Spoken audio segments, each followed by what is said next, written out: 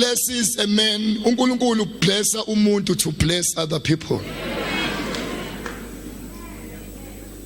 Uma Oprah noma Felicia, Oprah a lady man aga rich uyimali ununga yona nje uyozwa nawe mhla wathola ithuba lokudlula eduze kwakhe uma umebuzwa ukuthi yini secret yakhe uthi mina ngiyapha akusadingi ku-Oprah zakholwe azenzeni the fact that ubambe principle. God is a respecter of principle.